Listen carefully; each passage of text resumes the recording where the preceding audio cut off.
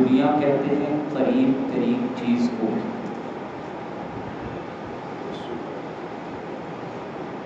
اس وقت اللہ تعالیٰ نے ہمیں جو زندگی کی سانسیں عطا فرمائی ہیں، یہ در حقیقت اس کبھی ختم نہ ہونے والی زندگی کی کامیابی کی بنیاد بنتی ہے. امام غزالی رحمۃ اللہ علیہ اس زندگی کی ایک بڑی خوبصورت مثال دیتے ہیں. فرماتے ہیں کہ اگر کائنات کو رائی کے دانوں سے بھر دیا جائے. رائی کا دانہ کسے کہتے ہیں؟ وہ دانہ جو سورج کی شعاؤں میں اڑتا ہوا نظر آتا ہے، جس کا وجود بھی نہیں ہوتا، آپ اسے پکڑ بھی نہیں سکتے. رائی کے دانوں سے اگر ایک برتن کو یا ایک بالٹی کو بھرا جائے تو بلا مبالغہ اس میں کئی اربوں کھربوں دانے آئیں گے. اور اگر اس پورے شہر کو خالی کر کے اس کو رائی کے دانوں سے بھر دیا جائے تو یہاں رائی کے کتنے دانے آ سکتے ہیں ان کا شمار بھی ممکن نہیں. اور اگر پوری کائنات کو خالی کیا جائے اور اس پوری دھرتی کو رائی کے دانوں سے بھر دیا جائے اور رائی کے دانے آسمان تک اس خالی مقام کو پر کر دے، آسمان ہماری نگاہوں کی طاقت سے بہت دور اللہ تعالیٰ کی مخلوق ہے. سورج آسمان سے بہت نیچے ہے، جبکہ زمین سے 9 کروڑ 36 لاکھ کلومیٹر دور ہے. تو آسمان کتنا دور ہوگا؟ آسمان تک رائی کے دانوں سے خلا کو اگر بھر دیا جائے اور ایک پرندہ جو 1000 سال کے بعد آئے اور ان رائی کے دانوں میں سے ایک دانہ اٹھائے اور پھر اس کے بعد اپنے مقام پر چلا جائے، 1000 سال کے بعد پھر دوبارہ آئے اور ایک دانہ اٹھائے، تو یہ کتنی مدت بنتی ہے رائی کے دانوں کے ختم ہونے میں؟ کتنے سال، کتنی مدت ہے؟ امام غزالی نے دنیا کی زندگی اور آخرت کی زندگی کی مثال دیتے ہوئے ارشاد فرمایا کہ یہ خلا رائی کے دانوں سے ختم ہو جائے گا، ایک وقت ایسا آئے گا، لیکن موت کے بعد جس زندگی کا آغاز ہو رہا ہے اس زندگی میں وہ دن، وہ لمحہ آ نہیں سکتا کہ جب اس زندگی کا اختتام ہوگا. یہ کہتے ہیں نا کہ موت کے بعد ہمیشہ کی زندگی ہے. ہمیشہ کی زندگی سے یہ مراد ہے کہ وہ کبھی ختم نہیں ہوگی. اگر زندگی میں دکھ ہی دکھ ملے، پریشانیاں ہی پریشانیاں رہی، لیکن موت کے بعد کے سکھ مل گئے، راحتیں اور نعمتیں مل گئی، تو جنت کی راحتوں اور نعمتوں کا ایک لمحہ اس زندگی کی ساری تلخیوں کو ختم کر کے رکھ دے گا. اور اگر موت کے بعد آنے والی زندگی میں سکھ نہ ملے، دکھ ملے، عذاب ملا، لیکن دنیا کی زندگی میں نعمتیں میسر رہی، یہاں راحتیں ملی، یہاں کوئی دکھ نہیں دیکھا، کوئی تکلیف نہیں دیکھی، تو آخرت کی زندگی کا ایک دکھ، اس کا ایک لمحہ اس 70-80 سالہ زندگی کے سارے سکھوں کو مٹا کے رکھ دے گا، اور ہر شخص یہ کہے گا کہ میں نے اپنی زندگی میں کوئی سکھ اور کوئی نعمت تو دیکھی نہیں تھی، میں نے تو دکھ ہی دکھ دیکھے ہیں، حالانکہ اس نے سکھوں میں زندگی گزاری ہے، لیکن موت کے بعد کی زندگی کے دکھ اس قدر شدید ہیں، عذاب اتنا سخت ہے کہ وہ اس زندگی کے ساری سکھوں اور ساری نعمتوں کو بھلا کے رکھ دیتا ہے۔ تو یہ جو مختصر سی زندگی ہے، 70 سال 60 سال کی زندگی، وہ بھی کسی کسی کو نصیب ہوتے ہیں، اور وہ بھی سلامتی کے ساتھ کسی کو نصیب ہوتے ہیں، صحت کے ساتھ کسی کو نصیب ہوتے ہیں۔ اس زندگی میں آپ سب کچھ کریں، اگر ایک کام نہیں کیا آپ نے تو آپ ایمان اور اسلام کی سرحد سے نکل جائیں گے، ایمان قائم نہیں رہے گا، اسلام قائم نہیں رہے گا۔ اگر ایک کام نہ کیا، اس ایک کام کا تعلق ہے عقیدے کے ساتھ، اور ایک کام اگر کر لیا جس کا تعلق ہے عمل کے ساتھ، تو آپ کی 70 سالہ زندگی کی نیکیاں، آپ کی 60 سالہ زندگی کی عبادت، اس میں ایک بھی سجدہ، ایک بھی خیرات، ایک بھی نیکی ایسی نہیں ہے جو اللہ قبول کرے گی۔ ایک عمل ایسا ہے، اگر وہ عمل زندگی میں نہیں تو آپ اسلام کی سرحد سے نکلیں گے، اور ایک عمل ایسا ہے اگر وہ زندگی میں ہے تو کوئی نیکی قابل قبول ہی نہیں ہے، اور یہ اسلام کے مسلمہ عقائد میں سے ہے، اسلام کی بنیادی باتوں میں سے ہے۔ وہ عمل، وہ عقیدہ، وہ سوچ، وہ نظریہ اور فکر جس پہ اسلام اور ایمان کی عمارت قائم ہے، جس کے بغیر اسلام قابل قبول نہیں، معتبر نہیں ہے، اس عقیدے کو عقیدہ توحید کہتے ہیں۔ اگر عقیدہ توحید میں کوئی بے ثباتی آئی، کمزوری آئی، اللہ تعالیٰ کی توحید میں کسی اور کو شریک کیا، تو اللہ تعالیٰ تمام اعمال کو ختم کر دیں گے، پھر اس عمل کی کوئی اہمیت نہیں ہے، کوئی وقت نہیں ہے کہ جس عمل کی بنیاد عقیدہ توحید پر نہ ہو۔ اللہ تعالیٰ نے جب سے کائنات کو وجود عطا کیا، اس وقت سے لے کر محمد رسول اللہ صلی اللہ علیہ وسلم تک جب بھی لوگ بھٹکے، اللہ نے انبیاء کو بھیجا، انہوں نے آ کے لوگوں کو سمجھایا، اور ہر نبی نے جو بات کی ہے، ہر نبی کے پیغام کی صلاح، ان کی دعوت کا منبر اور مرکز ایک عقیدہ رہا، ایک دعوت رہی، اور وہ یہی دعوت تھی۔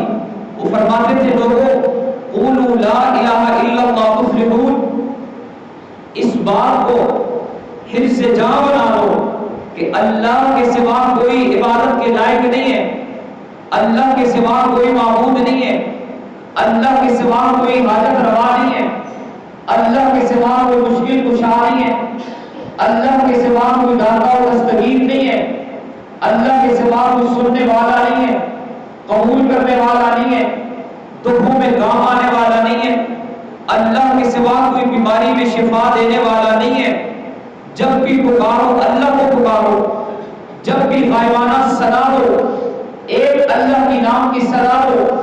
اللہ تعالیٰ نے اس عقیدے کو، اس سوچ اور اس نظریے کو ہر نبی کی دعوت کا حصہ بنایا، اور ان کے پیغام نبوت سے پہلے ارشاد فرمایا۔ آدم علیہ السلام آئے، اللہ نے حکم دیا کہ آدم، آپ کے کلمے میں آپ کی نبوت کا اعلان بعد میں ہوگا، لا الہ الا اللہ پہلے ہے، آدم خلیفۃ اللہ بعد میں ہے۔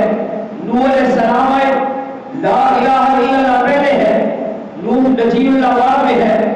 موسیٰ علیہ السلام آئے، لا الہ الا اللہ پہلے ہے، موسیٰ کلیم اللہ بعد میں ہے۔ عیسیٰ علیہ السلام آئے، لا الہ الا اللہ پہلے ہے، عیسیٰ روح اللہ بعد میں ہے۔ داؤد علیہ السلام ہے، لا الہ الا اللہ پہلے ہے، داؤد خلیفۃ اللہ بعد میں ہے، محمد رسول اللہ صلی اللہ علیہ وسلم آئے ہیں، لا الہ الا اللہ پہلے ہے، محمد رسول اللہ بعد میں ہے۔ یہ پیغام رحمت عالم صلی اللہ علیہ وسلم نے صفات کی بلندیوں سے دیا، یہی پیغام آدم علیہ السلام نے آسمان سے اتر کر جبل نور پہ دیا، یہی پیغام نوح علیہ السلام نے اپنے سفینے سے جب ساحل و کنار ہو رہے ہیں جودی کے مقام پہ کھڑے ہو کے دیا تھا، یہی پیغام ابراہیم علیہ السلام نے آگ کے انگاروں میں چل کر، آگ کے انگاروں میں جا کر اور جنت کی نعمتوں کو پا کر دیا، یہی پیغام یونس علیہ السلام نے مچھلی کے پیٹ میں دیا، یہی پیغام موسیٰ علیہ السلام نے طور کی بلندیوں پہ دیا، یہی پیغام عیسیٰ علیہ السلام نے مردوں کو زندہ کرتے ہوئے دیا۔ اور جب لوگ کہنے لگے کہ اگر آپ ایک اللہ کی عبادت کرتے ہیں، اگر آپ ایک اللہ کو معبود مانتے ہیں، آپ ایک اللہ کے نام کی صدا بلند کرتے ہیں، آپ کا یہ دعویٰ ہے کہ ہماری پکار کو سننے والا ایک اللہ ہے، اللہ کے سوا کوئی نہیں ہے، آپ کا یہ دعویٰ ہے کہ ہم نے جو آستانے بنا کے رکھی ہوئے ہیں، ہم نے جو اللہ تعالیٰ کے ساتھ لوگوں کو شریک کیا ہوا ہے، ہم نے جو یہ اپنے پیروں کو اور اپنے فقیروں کو اور اللہ کے ولیوں کی ان کے مزارات کو ہم نے عبادت گاہ بنایا ہوا ہے، اور ہم جو یہ کہتے ہیں کہ اللہ بھی سنتا ہے اور ہماری ندا و پکار یہ بھی سنتے ہیں، ہم اللہ کے نام کی بھی قربانی کرتے ہیں، اور ہم یہاں ان کے دربار میں آ کر بھی ہم قربانی کرتے ہیں، صدقے پیش کرتے ہیں، نذرانے دیتے ہیں۔ آپ کا اگر یہ دعویٰ ہے کہ اللہ کے سوا اور سننے والا کوئی نہیں ہے، تو ہم آپ کو قید کر دیں گے، ہم آپ کو سزا دیں گے، ہم آپ کو شہر سے نکال دیں گے، اور اگر آپ کا یہ دعویٰ قائم رہے گا، آپ اس سزا کو بلند کرتے رہیں گے، آپ ہماری نوجوان نسل کے ذہن میں یہ بات ڈالتے رہیں گے، تو ہم آپ کو زندہ رہنے کا حق بھی نہیں دے سکتے۔ ابراہیم علیہ السلام یہ صدا لے کر کھڑے ہوئے تھے، اور جب انہوں نے پکارا تھا، جب انہوں نے یہ آواز بلند کی تھی، ان اس آواز کو سننے والے غیر بعد میں تھے، اپنے پہلے تھے، اس لیے کہ اللہ کا حکم ہے وَأَنذِرْ عَشِيرَتَكَ الْأَقْرَبِينَ، پہلے اپنے قرابت داروں کو، اپنے رشتہ داروں کو، اپنے ماں باپ کو، اپنے بیوی بچوں کو اللہ کی توحید کا پیغام دو۔ جہاں والدین پر اولاد کی تربیت کرنا فرض ہے، جہاں بہن بھائیوں پر چھوٹوں کی تربیت کرنا فرض ہے، وہاں یہ صدا اور ان کے ذہن میں یہ نظریہ ڈالنا یہ ان کا بنیادی فریضہ ہے کہ وہ اپنی اولاد کو سکھائیں، جیسے حضرت لقمان اپنے بیٹے کو نصیحت کر رہے ہیں، اور سب سے پہلی نصیحت یہ کرتے ہیں یا بنیا لا تشرک باللہ، اے میرے بیٹے اگر زندگی کی نعمتیں حاصل کرنا چاہتے ہو، دنیا و آخرت میں سرفراز ہونا چاہتے ہو، تو بنیاد یہ ہے لا تشرک باللہ، اللہ کے ساتھ کسی کو شریک مت کرنا۔ اگر تو نے اللہ کی ذات و صفات میں کسی کو شریک کر لیا، چاہے وہ اللہ کو پیارا ہی کیوں نہ ہو، چاہے وہ اللہ کو برگزیدہ ہی کیوں نہ ہو، چاہے وہ اللہ کا ولی کیوں نہ ہو، چاہے وہ پیغمبر کا صحابی کیوں نہ ہو، چاہے وہ نبی خود کیوں نہ ہو، اگر اللہ کی ذات و صفات میں کسی اور کو شریک کر لیا ہے تو دنیا میں بھی ناکام ہو گئے، آخرت میں بھی ناکام ہو گئے۔ قوم نے کہا اگر آپ یوں کہیں گے ہم آپ کو سزا دیں گے۔ ابراہیم علیہ السلام کھڑے ہوئے اور پکارنے لگے، لوگوں اللہ کے سوا کوئی سننے والا نہیں، اللہ کے سوا کوئی حاجت روا نہیں۔ ابراہیم علیہ السلام کی مخالفت میں قوم بعد میں آئی ہے، باپ پہلے کھڑا ہوا، اور باپ نے ابراہیم علیہ السلام سے کہا اگر آپ یہ پیغام نشر کریں گے میں آپ کو گھر سے نکال دوں گا، میں آپ کو جلا وطن کر دوں گا۔ ابراہیم علیہ السلام سمجھانے لگے، باپ نہ سمجھا، گھر سے نکالا۔ ابراہیم علیہ السلام نے گھر کی قربانی دے دی، باپ کو چھوڑ دیا، قوم کے عبادت خانے میں آئے ہیں، ان کے بتوں کو پاش کیا ہے، ان کے معبودان باطنہ کو توڑ کے راکھ کر دیا ہے، کسی کا سر کاٹا، کسی کا ناک کاٹا، کسی کا کان کاٹا، کسی کا بازو کاٹا، کسی کا ہاتھ کاٹا۔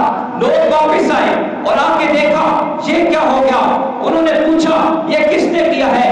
ایک شخص کھڑا ہوا، اس نے کہا سمعنا رجلا فتى يذكرهم يقال له ابراہیم، ہم نے ایک شخص کو سنا ہے جو ہمارے ان معبودان باطلہ کا ذکر یوں کرتا ہے، وہ یہ کہتا ہے کہ اس کائنات میں سب کچھ کرنے والی ذات ایک اللہ کی ذات ہے، اللہ کے سوا کائنات میں اللہ کے حکم کے بغیر کوئی کچھ کر نہیں سکتا۔ وہ کون ہے؟ یقال لہ ابراہیم۔ سمعنا فتن، ہم نے ایک نوجوان کو سنا ہے۔ قرآن کیا کہہ رہا ہے؟ ہم نے ایک نوجوان کو یہ کہتے ہوئے سنا ہے۔ ایک نوجوان کو یہ لفظ ہمیں دعوت فکر دیتا ہے، لوگوں اللہ کی توحید کو بلند کرنے کا صحیح وقت جوانی کا وقت ہے، اللہ کے دشمنوں سے ٹکرانے کا وقت جوانی کا وقت ہے، اللہ کی عبادت میں سر جھکانے کا وقت جوانی کا وقت ہے۔ ابراہیم علیہ السلام کے بارے میں کہا فتى یذکرہم، ایک نوجوان ہے جس کو ہم نے یہ کہتے ہوئے سنا ہے کہ وہ ان کا یوں تذکرہ کرتا ہے۔ پوچھا اسے کیا کہتے ہیں؟ کہا انہیں ابراہیم کہتے ہیں۔ اور پھر قوم ابراہیم علیہ السلام کو پکڑا، اللہ کی توحید کو بیان کرنے کے جرم میں ابراہیم علیہ السلام کو گرفتار کیا گیا۔ گرفتار کرنے کے بعد ابراہیم علیہ السلام کو آگ کے انگاروں میں ڈالا۔ ابراہیم علیہ السلام نے آگ کے انگاروں میں جانا قبول کیا، لیکن اللہ کی توحید کی صدا کو چھپانا یا اس پیغام کو بند کر دینا قبول نہ کیا۔ فرمایا جو کر سکتے ہو کر گزرو، تم مجھے آگ میں جلاؤ گے، تم مجھے آگ میں پھینکنا چاہتے ہو، جو تم کر سکتے ہو کر گزرو۔ اور آسمان کی طرف نگاہ اٹھائی اور کہا مولا تیری توحید کے جرم میں آگ کے انگاروں پہ جا رہا ہوں، اگر تو بچانا چاہتا ہے آگ کے انگاروں پہ بچا کے دکھا، اگر تو جلانا چاہتا ہے تو تیرا خلیل آگ کے انگاروں پہ جلنے کو تیار ہے۔ جب ابراہیم علیہ السلام آگ میں گئے ہیں تو اللہ نے ڈائریکٹ آگ سے کہا یا نار کونی بردم و سلاما علی ابراہیم۔ اگرچہ ہماری فطرت یہ ہے، حکم یہ ہے کہ آگ میں کوئی آئے گا تو جل جائے گا، راکھ ہو جائے گا، خاک ہو جائے گا، لیکن جو ہماری توحید کا پیغام بلند کرتے ہوئے جان کو قربان کرنے کا عزم کر لے اور آگ پہ جانا چاہے، اے آگ میری امانت ہے ابراہیم، تو ابراہیم کے بال کو بھی نہیں جلا سکتی۔ اللہ نے آگ کو ٹھنڈا کیا ہے، سلامتی والا بنایا ہے۔ رحمت عالم صلی اللہ علیہ وسلم نے جب یہ پیغام دیا، اس پیغام کی مخالفت کرنے والے کون تھے؟ مشرکین مکہ تھے۔ ان لوگوں کو رحمت عالم صلی اللہ علیہ وسلم کی عبادت سے کوئی مسئلہ نہیں تھا، حضور پاک صلی اللہ علیہ وسلم کی نماز سے کوئی مسئلہ نہیں تھا۔ وہ کہتے تھے آپ روزے رکھیں، آپ نماز پڑھیں، آپ تہجد پڑھیں، آپ ذکر و اذکار کریں، صدقہ و خیرات کریں، جو عبادت چاہیں آپ کریں، ہم آپ کو کچھ نہیں کہیں گے، روکیں گے نہیں۔ لیکن اگر آپ نے یہ کہا کہ یہ مکہ میں بیت اللہ میں پڑے ہوئے 360 بت کچھ نہیں کر سکتے، ایک اللہ سب کچھ کرنے والا ہے، پھر ہم آپ کو چھوڑیں گے نہیں۔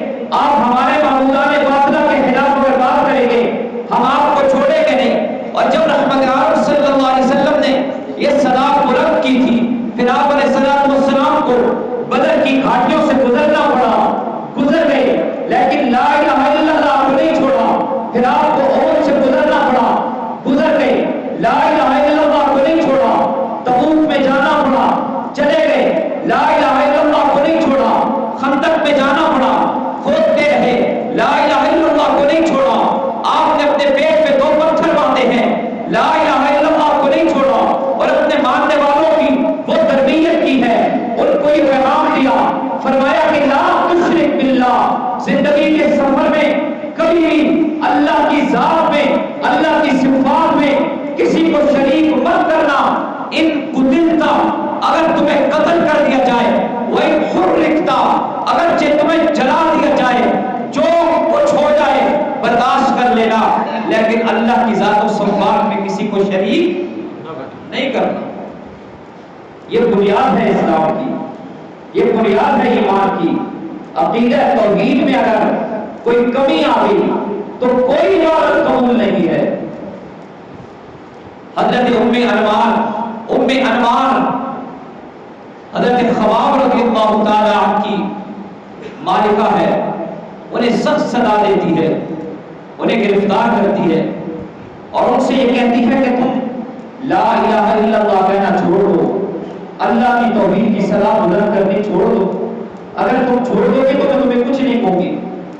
وہ لوہار صحابی ہے، سلاخیں گرم کرتے ہیں، لوہا جب گرم ہوتا ہے تو پھر اس سے کوئی چیز بنتی ہے، وہ لوہے کی سلاخیں گرم کر رہے ہیں، فرماتے ہیں کہ میں لوہے کی سلاخیں گرم کر رہا ہوتا تھا، وہ آ جایا کرتی تھی اور آ کے انہیں سلاخوں سے میرے سر میں داغ دیا کرتی تھی اور میرے سر کی چمڑی پگھل جایا کرتی تھی، گرم سلاخیں میرے سر پہ رکھتی اور کہتی کہ خباب اللہ کی توحید کا نعرہ بلند کرنا چھوڑ دے، اللہ کی توحید کو چھوڑ دے، تجھے میں چھوڑ دوں گی۔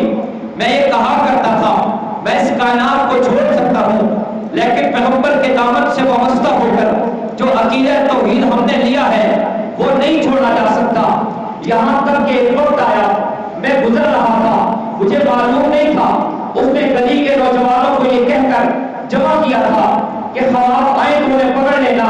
میں آیا، ان نوجوانوں نے مجھے آوارہ لڑکوں نے پکڑ لیا اور انگارے گرم کر کے رکھے ہوئے تھے، مجھے انگاروں پہ لٹا دیا۔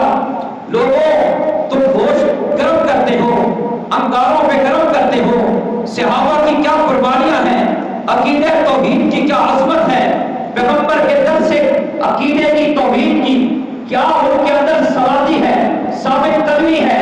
فرماتے ہیں کہ آپ کے انگارے میرے جسم کی چربی کے پگھلنے سے ٹھنڈے ہوئے، مجھے تب اتارا گیا اور ایک مرتبہ خباب کام کر رہے ہیں، پیٹھ سے کپڑا اٹھا، ابن خطاب نے خباب کی کمر کو دیکھا، سفید سفید نشانات دیکھے، جگہ جگہ کھڈے دیکھے، پوچھا خباب کے نشانات کیسے ہیں؟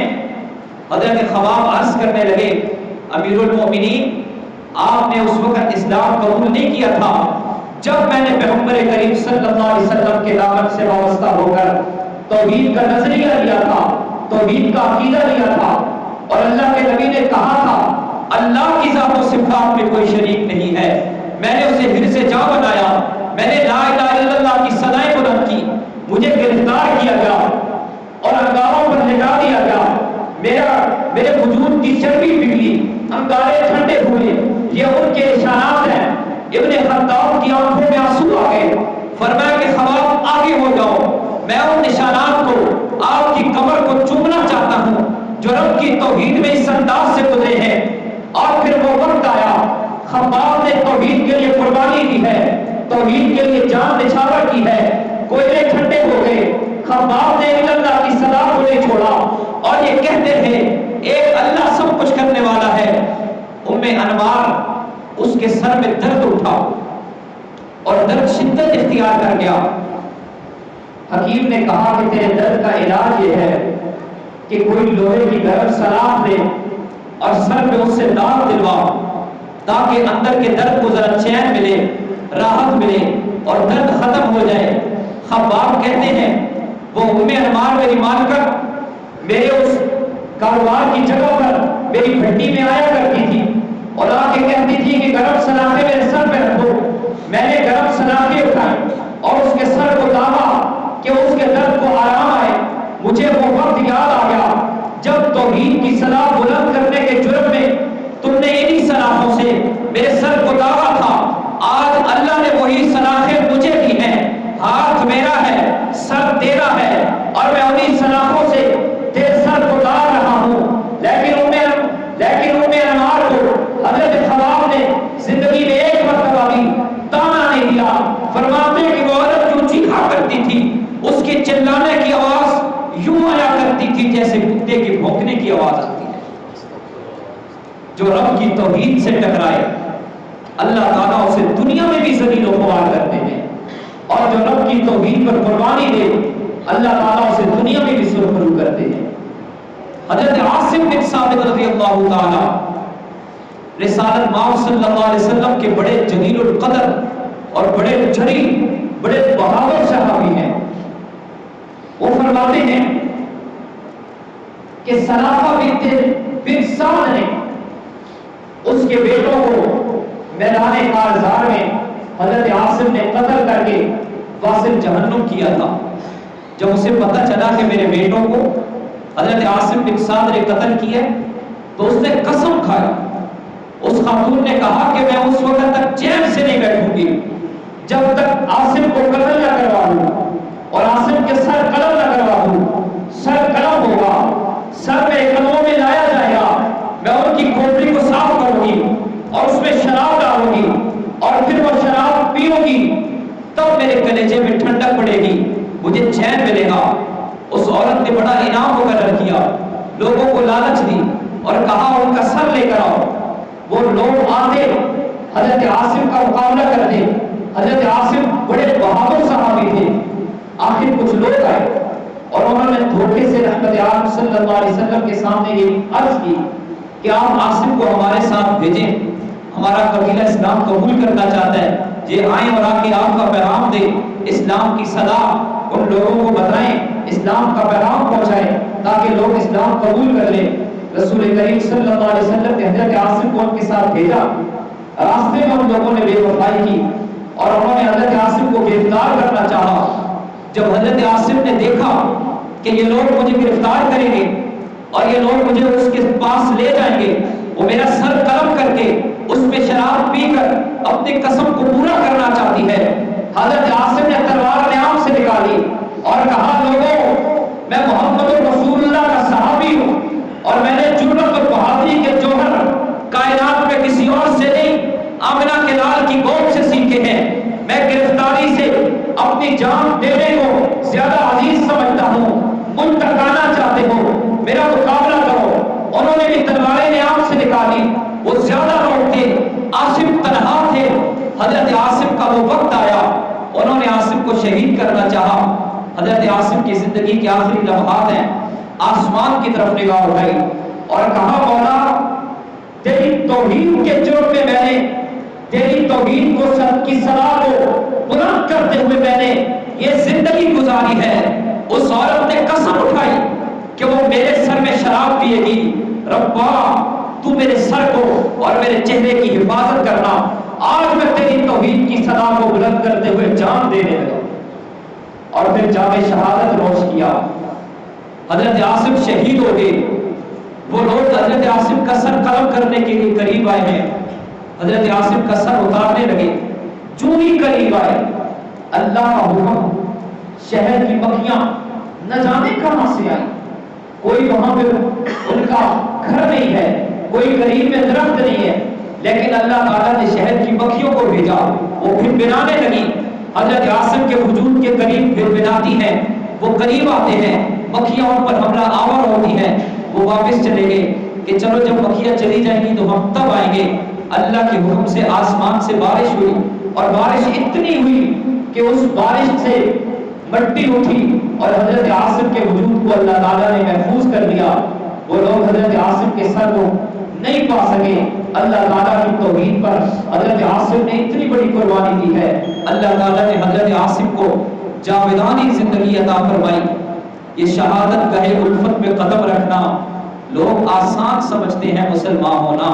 آپ نے توحید کا درس سیکھا ہی نہیں ہے, عقیدہ توحید کو سیکھا ہی نہیں ہے. اگر عقیدہ توحید میں کمی آئی, کوئی عبادت قبول نہیں ہوگی. رمضان کا پیغام ہے, قرآن کا پیغام ہے, انبیاء و رسول کی دعوت کا نتیجہ ہے کہ عقیدہ توحید کو حفظ جاں بنا لیجئے. اللہ تعالی ہم سب کو عمل کرنے کی توفیق عطا فرمائے.